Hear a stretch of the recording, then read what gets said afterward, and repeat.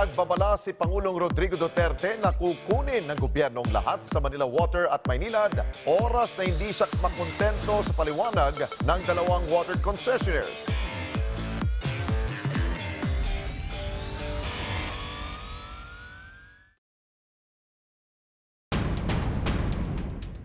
Good day and welcome to Pros and Cons, where we ask the hard questions and you decide which side of the truth you would choose to believe. The government is working its way out of what President Rodrigo Duterte calls the onerous contracts it made with water concessionaires. This as Maynilad and Manila Water went under fire for bagging large contracts despite ever-increasing water rates and amid their failure to supply enough water for their customers. With the agreements expiring in 2022, Metro Manila's water service is at stake. Today in Pros and Cons, we raise the question: can the government and water concessionaires reach an agreement that will be more advantageous to consumers? How can the government prevent a water shortage? Should the government take back control of water utilities, especially in Metro Manila? I'm Undersecretary Joel Sy Egco, your moderator for the day. Critics fear the spat between President Duterte and Maynilad and Manila Water may lead to higher rates and more water shortages in Metro Manila. But will a government takeover of the water services prove beneficial to all? To answer that questions, mga mahal po naming taga-subaybay at mga kababayan, kasama po natin ngayon sa ating programa, walang iba kundi ang representative po from the Department of Justice para ipaliwanag sa atin ang mga legalidad at mga all sorts of technicalities na involved dyan sa sinasabing onerous provisions of the contract, no, if I'm not mistaken, ay nandito po si Assistant Secretary Neal Vincent Bainto ng Department of Justice. If I understand it correctly, you're the assistant spokesman po ba? Tama Deputy po ba? Assistant. Deputy spokesperson po ng Department of Justice. So welcome to the show, Asec, Neal, and what keeps you busy right now? Magandang hapon po, Usec, ano? And yun lang naman po, talagang abala rin kami ngayon dito sa ating water concession agreements. That's why umattend kami dito para magbigay linaw sa mga legalidad ng provisions natin sa water concession agreements. Right now, talagang parang ito, busy kayo ngayon. Opo, ito po sa mga focus ito ng department ngayon dahil maraming Pilipino po ang naapektuhan talaga nito, mga kababayan natin. And hindi lang ito sa Metro Manila. Opo, Metro Manila, pati mga karatig lalawigan din po. Kasama yan no? Opo. Para for the information of our kababayans po. Hindi lang ito sinasabing National Capital Region itong mga sinaservisan ng mga concessionaires, no? Even outside. Yes po, Metro tama Manila, po yun. yung mga probinsyang malapit po dito sa National Capital Region ay sinaservisyohan nga din ng mga concessionaires. Tama po yun, Alright. Usec. Sige po, mamaya tatanungin natin po ng mas malalim si Asec Bainto tungkol doon sa mga provision na yan, no? Na bakit nga ba nagalit yung ating Pangulo. But before that, gusto ko po ipakilala yung isa pa nating pinagpipitagang guest ngayong araw na ito, no? Walang iba po kundi si Mr. Jose Pepito. Jose P. Pepito. Gandang pangalan ni Sir. Siya po ang chairman ng Nationwide Association of Consumers. Yeah. Welcome to the show po. Katukayo, Jose Peping. Jose Pepito. Piping ang pangalan sa ang palayaw sa akin. Ako'y Jose Joel ang tunay kong pangalan. So, kumusta po yung organisasyon po ninyo, Nationwide Association of Consumers? Yeah, we incorporated way back in 1994. And until now, nandiyan pa kami. Representing consumers for halimbawa sa DTI, we are in the different standards committee in the DTI. Doon kami, may mga membro kami. So, sa mga consultations po ng government consultations sa House, sa Senate, pupunta din kami. I see. So, we express our views on the bills that are being presented for discussion. Okay, for discussion. And 1994 kayo nabuo? If I'm not mistaken, around that time na pinag-usapan yung topic natin ngayon yung concession na yan di ba? Yung privatization ng water services. Yeah, well, we were already there, I mean, Yeah. during the, Because if I... although hindi man sila nagtawag ng mga consultation tungkol dyan. Bigla na lang Nung sumunod panahon yan. na yan, ako'y batang-batang reporter pa. At kino-cover ko yan, mga discussion sila na yan nung araw, kaya medyo... Sa discussion mamaya, may mga may share din ako dyan. Tagal kong kinover yan. But anyway, thank you, gentlemen. When we return, we'll begin our discussion on today's topic, pros and cons. We'll be right back.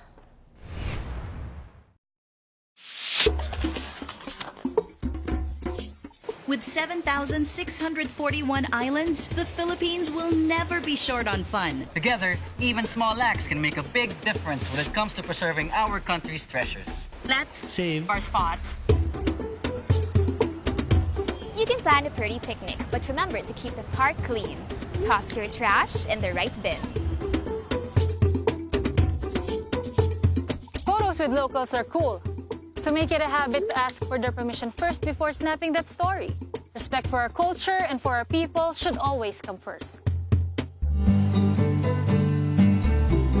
Leave nothing but footprints and take nothing but selfies, especially when it comes to shells, starfish, and sand. Crafts and folk art are a large part of our culture. When you buy our products, you help keep our traditions alive. Remember that whale sharks are wild animals and the water is their world. Respect their personal space. Don't touch, feed, or startle these majestic creatures. Practice zero-waste principles by the beach. Bring a reusable water bottle and skip single-use plastics. Even the tiniest piece of plastic can end up inside the marine animal's belly. If you see litter on the beach, pick it up. We're back on pros and cons. And today we're talking about the ongoing spat, lover spat between the government, particularly si President Rodrigo Duterte po, at ang ating mga water concessionaires, no? So, unang tanong, saan ba nagsimula yung spat na ito? What sparked that outrage, no? From the President? Maybe you can answer that, Asec. Actually, this all started, Usec, noong April of this year, 2019, when the President directed a review of all onerous contracts entered into by the government. Okay. And one of the primary contracts identified is yung kontrata natin, yung water concession agreements. Among many other contracts, no? Yes. Okay. It was also spurred by the incessant water service interruptions that we experienced nung summer, if maaalala natin. Naalala ko, nag-guest pa dito yung mga official nga yan ng yung regulatory body natin, yung mga representatives ng concessionaires, because we discussed that, no? Yes, sir. May pag-asa pa ba yan? Because yung nagkaroon nga tayo ng shortage. So, doon pala nagsimula yun. Doon nangyari yung mga events na yun, Usec, nagbigay ng directive ang President sa DOJ, together with the Office of Solicitor General, to review these contracts. And that's why nahukay natin ngayon ng what we so-call onerous provisions of the water concession agreement. Alright. And so hindi ito all of a sudden, knee-jerk, So, dati na pala ito, may kinikim-kim na ang ating Pangulo, no? Kasi nga naman, puro shortage. And itong huling statement niya, no? Yung huling sinabi niya talaga, yung nagalit talaga siya Ano yung mga na-discover ninyo? Well, kung susumahin, there are actually two sets, Usec, na what we call onerous provisions. Yung first set is what we call yung non-interference provisions. And then the second set is yung pass-on provisions. Okay. Yung non-interference, medyo technical. Yung pass-on, yun yung pinapasa sa atin. Yes, sir. Sa consumer. Yung pass-on, medyo simple lang. Corporate income tax, interest on loans, arbitral fees. Lahat yan pwede nilang ipasa sa consumer. So, yung pong dalawang set, no? Yung pass-on, unahin natin pass-on. Mas maintindihan ng mga kababayan natin. Ito po, yung sinasabi nila na ipinapasa ng mga charges, no, sa atin. Income tax. Income tax, corporate income tax. Corporate income tax, kumita sila, and then, yung tax ng kita na yon, doon din sa consumers, It's a charge. What else? Arbitration fees? Arbitration fees, if ever mapunta sa arbitration yung Interest? dispute. Interest on loans. Kumbaga, debt service, loans nila, yung interest nun, part of the expenses that they can pass to the consumers. Kaya magagalit nga si President. what about the other set? Yung non-interference Non-interference, provisions. meaning ano po yung... Ito naman po yung non-interference provisions.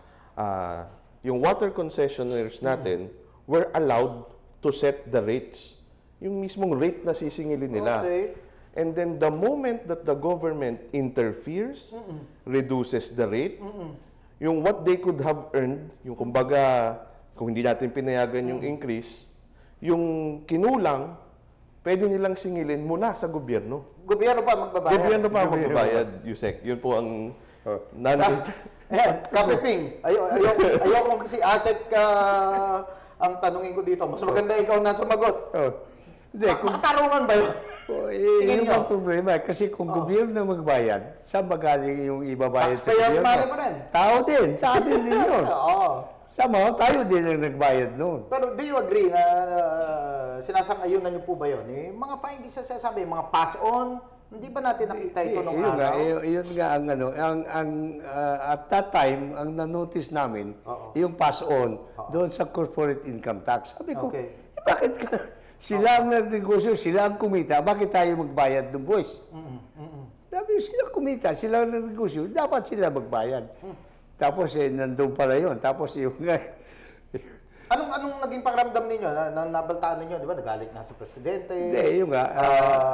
As a consumer group, ano yung nakita sa inyo? I don't remember if I was able to express this during a hearing. Pero basta sinabi namin, hindi, mali yan. Sabi, hindi po dapat pumayag ang gobyerno dyan. Noong araw ito. Noong araw. Because ito yung kasama po doon sa kontrata na pinirmahan nila noong 1997. And for the longest time, since then, ito yung implement tapos nila. namatay na lang yung outcry na yun, namatay na lang, nawala. So sabi ko, ano kaya nangyari noon? Hindi namin alam. Kumikita ba yung mga... Ngayon, lumitaw. Lumitaw ngayon na hindi talaga pala, in-implement talaga pala yun na nagbabayad tayo ng income. Sa atin nga daw, yung mga pass-on rates, pass-on charges, consumers ang sumasalo. Pero ang tanong po dyan, kumikita ba sila? I mean, ano bang balita ninyo? Do you have any idea kung yung mga concessionaires natin kumikita? I mean, o nalulugi? I would like to believe kumita sila talaga. Kasi yung ano nila, yung immediate response nila sa galit ng presidente na hindi na nila singilin yung arbitral award. Kung hindi nila singilin, meaning, kumita na kami, hindi na bali yan. Ganon ang impresyon na. Ang impresyon namin, ganon. Ano po ba yung arbitral award niya? Yung arbitral award pala. This arbitral award exactly came from the non-interference provision. They proposed rates, increase in rates. Hindi pinayagan. And then it was denied by our MWSS. So that's why they took it to the arbitration court. Ito ba yung babayaran ng gobyerno? Babayaran ng sabi gobyerno. nila, hindi na namin kayo sisingilin. Yes. Pero nagalit si presidente, sabi, hindi na bali, hindi na singilin. Ano pala ito? Dapat ito, mantika ang... kumita na rin. Mantika negosyo dito, hindi tubig. Nagigisa tayo. In spite, although hindi na-approve yung increase, kumita na rin sila. Kasi bakit? Basta lang, billion yun eh. Sabihin na lang, sige na, hindi na bali, hindi na namin singilin niya. So ngayon, lumabas itong mga problema na ito. Nagalit ng ating Pangulo. Nire-review na ngayon ng DOJ. Nire-review para actually ongoing. Mare-resolve pa ba ito, Asec? Ano bang nakita natin dito? If I understand correctly, may renegotiation na nangyari? Currently, on the side pa lang ng government, actually DOJ and Office of the Solicitor General, we are drafting a new water concession agreement. And then, to my knowledge, this will be presented sa cabinet meeting to be approved by the cabinet members. And then the MWSS will now be tasked to renegotiate the contract with the water concessionaires. With the current concessionaires. With the current concessionaires. Yung dalawa pa rin. Yes. So, may pag-asa na mawala itong mga sinasabing onerous provisions na ito. Definitely. So talagang... Definitely the onerous provisions. Actually, yung non-interference Usec, it's actually against the law. That's why we will not allow... To get rid of that, non-interference. Those provisions have to be removed from the contract. Ayun naman pala eh. Paano lumusot yun? I mean, nung araw? I mean... paano nangyari po yun? Yung sabi ni Presidente, pati yun daw nag-draft ng mga provisions na yun. Dapat managot. If it was Hindi lang contrary to yung law, posisyon hindi dapat yun talaga pumasok. Yung tumulong mag-draft, nag-recommend for approval, yung mga lawyers ng government nung araw. That was 20 years ago. No, more than so the contract itself is good to run for 25 years, tama po ba? When originally signed, you say. It was signed 1997. It will last May 2022. Sometime May. And for the information of everyone, nagkaroon ng resolution extending this. Yes. Back in 2009, a resolution was issued, and then the contracts, the water concession agreements, were extended for an additional period of 15 years. Okay. The original 2022, naging 2037. So, yung resolution na yon, it only parang in-stretch yung effectivity ng contract. Pero hindi niya sinolve yung mga controversial provisions. Tama po, Usec. The exact same contract extended for an additional 15 yun years. Lang ang ginawa nila. Yun lang. So, magaling. Tuloy ang kaya nila. 15 years pa. Pero dahil nga sa nangyari ngayon ay, di ba, na-revoke? Na-revoke po yung extension up to 2037. So right now, we are back at the original concession agreement, which will end May 2022. Okay. Will it end? I mean, pagka nag-lapse na siya, anong scenario nakita natin dito? Well, definitely, pag nag-lapse yung contracts na yun, there will be rebidding for the next water concessionaire. Okay. But that will entail na it will finish, that will happen 2022 pa. Matagal pa yun. Matagal pa naman. So, between now, as we speak, and 2022, may pag-asa pa silang ayusin nila yung kanilang Definitely, trabaho. Yes. Sige, i-renegotiate, ayusin, tanggalin yung mga onerous provisions na yan, no? So-called onerous. So-called onerous. Sabi nga, illegal eh. Flatly, we can say na hindi talaga dapat nandun yung mga non-interference provisions. Kumbaga, wala kang pakialam. Yes, you say kasi precisely yung law that created MWSS, National Water Resources Board, sa kanila binigay yung rate fixing power. So, why can they not now interfere? Sila yung regulatory body, yes. Di ba? Oo nga, no? Oy, matalino. Anyway, pagbalik po natin mamaya, tatanungin ko yung consumer group natin, sila Kapiping, no? Kung anong inaasahan nila na mangyari after tong kabanatang pong ito, no? But let's first take a short break. When we return, we'll look at what social media has to say about today's topic. Don't go away. These streets were made for walking. So put on your comfiest pair of sneakers. Our heritage sites are best enjoyed on foot. Help preserve the environment, especially for our sea turtles. Let's follow site rules. Take the parties off the beach so we can leave our nighttime nesters in peace. All our waste ends up in the water. Break those bad bathroom habits. Reuse your hotel towels, bring your own toiletries, and say no to sachets. We can prevent coral bleaching by using reef-safe sunscreen. Also, a gentle reminder not to touch, kick, or stand on the corals. Traveling is about exploring places, Meeting people, And experiencing things the right way. When we treat our destinations with respect, We make sure our future generations Get to enjoy traveling too. let's pledge to be more mindful travelers. Let's pledge to make our destinations more fun forever. Let's pledge to save our spots.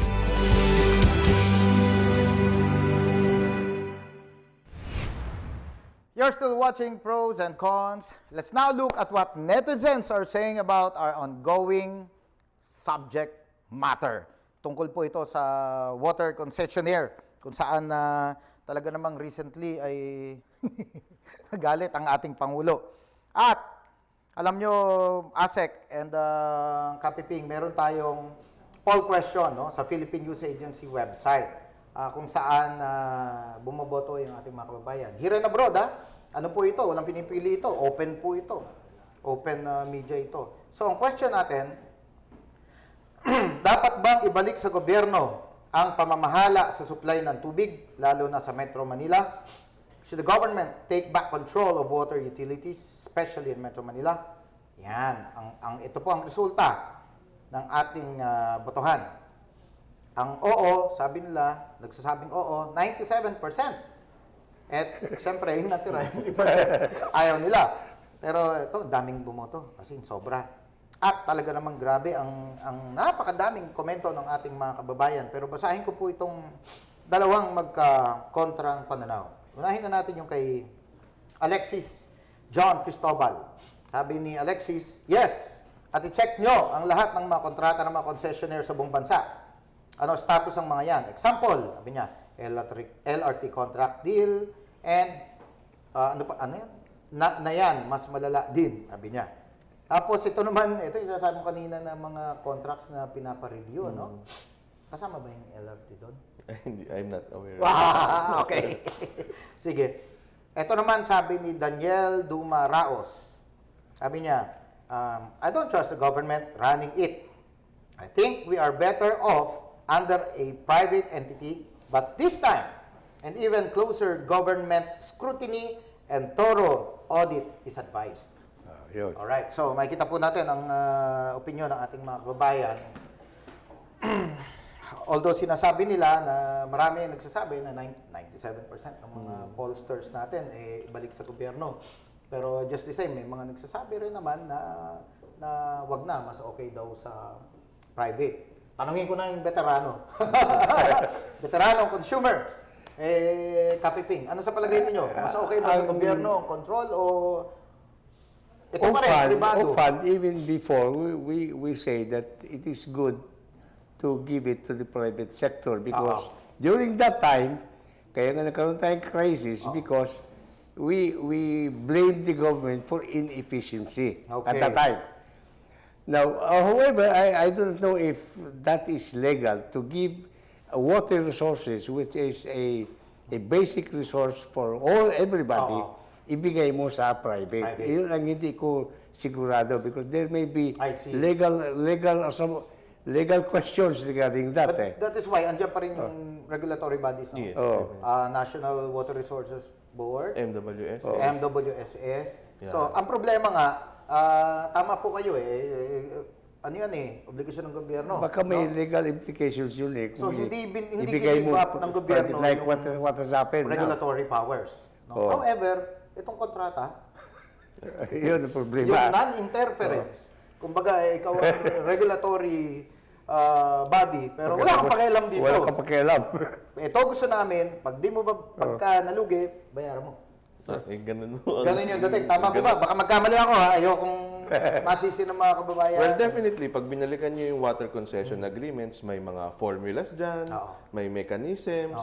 Pero, suma total, it is the water concessionaires who will submit the proposed rates. And if this is not approved by MWSS within 30 days, deemed approved. So, there is actually a tight schedule to approve. So, kumbaga, medyo probably you can say baka naiipit ng MWSS pag ganyan yung mga provisions natin. Kasi parang powerless din siya kung, di ba, teka, yung review ba kayang tapusin niya ng mga Yes, 30 definitely. days? Ang daming to take into consideration, assets nila, loans nila, performing assets, mga ganyang bagay. So, there is definitely a need siguro to renegotiate those parts also of the water concession agreements. Kapiping, sa pananaw ninyo, sino matigas dito dapat? Kaya bang magmatigas ng mga concessionaires natin? Ayaw nyo sa amin, di ba hala kayo dyan? Pwede ba lang gawin nyo? Dapat the government should insist. Should insist. Because sila ang representative ng tao Hindi naman yung mga tao nakiharap sa gobyerno So the government should insist on what it feels is best for the people. Eh, ang tao kasi importante dito eh. Hindi naman yung iba eh. Ang tao. Kung ano ang dapat sa tao, ibigay sa tao. It should be protected by the government. Correct. At sa puntong ito, ang paniniwala natin, Pangulo, hindi binibigay ng Ayun nga, ayun ang paniwala. Yung para, in fact, Although, hindi na nga binibigay, nakukuha pa. Ayun nga. Ayun nga. Although klaro nung nakita, binusisi yung provisions, klaro na talagang nadaya ang tao eh. Ayun, yung term niya, nadaya, do you concur? Well, that is why, well, to answer that this way, that is why the government is taking precise legal actions to renegotiate these contracts. We are not saying naman that everything in the contract is bad. And we give due recognition also. Yes. We give due recognition sa private companies. Actually, nag-invest sila eh. That is why we are not, hindi naman tayo knee-jerk reaction that we will just withdraw these contracts. That is why we are asking them, we will renegotiate, remove the onerous and illegal provisions, so we may be of better service to the public. Okay. And when we talk about better service to the public, does that mean better if they're not here anymore? Palitan na natin? Or better na makipag-renegotiate sila, ayusin nila yung mga problema doon sa kontrata? What do you think po, Pepito? Palitan na natin sila sa PA 2022. Expired na, goodbye na kayo. Yung onerous provisions, walain na yun. At saka, yung service, dapat ma-improve din. Hindi naman yung kung wala na yung provisions, pagka naman ang service bababa, yung imbis magkaroon tayong 4 hours na rotation, magkaroon na tayo 10 hours rotation, grabe na yun. Masama na yun. Grabe, 10 hours rotation, pero yung pagbabayad natin ng... yun, pagbabayad natin tao, husto pa rin. Walang rotation. Walang rotation na bayan. Ang bayan, walang rotation. Anyway, alam nyo, gentlemen, sabi nga, kapos ang ating oras talaga for an episode of Pros and Cons. Pero babalik po tayo para sa ating part 2 ng ating discussion dito next week. Dahil alam ko, marami pa tayong dapat tukayin dito at ipaliwanag sa ating mga kababayan. In fact, marami akong natutunan ngayon. Yung mga sets of, yung mga pass-on na yan, non-interference na yan. Ulitin po natin ulit, laliman natin yung... non-interference. Yes. Tsaka yung bakit may mga rotation, sila naman pala nasusunod di ba? Sa rates na gusto nila. Kawawa. Susunod natin pag-usapan, kawawa ba talaga ang gobyerno dito? O kawawa talaga ang taong bayan? O kawawa din naman yung mga water concessionaires? Alright? So, hindi ko pa po muna kayo kukuhanan ng final statements because babalik pa po kami next week para po ituloy ang ating diskusyon dito. So, there you have it, folks. Straight from the shoulder and right on the money. So, thank you, Asec Neal Vincent Bainto and Kapiping Jose Pepito, Chairman ng Nationwide Association of Consumers. Para pag tinanggalan to,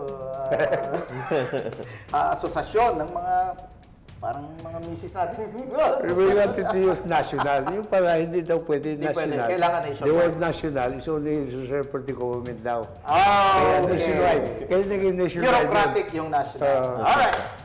Don't forget to tune in next week for another issue of national interest. In fact, we're going to have part 2 of our discussions. For your comments, suggestions, and questions, visit our Facebook page and the PNA website. You may be for or against. You may agree or disagree. In the end, we are all Filipinos working towards the same goals, like improving water services. Will you choose what's right? Or will you stay on your side of the truth, kahit na onerous? Once again, this is Philippine News Agency Supervising Undersecretary Joel Sy Egco. Thank you and see you next week for part 2 of our episode on water concessions dito po sa Pros and Cons.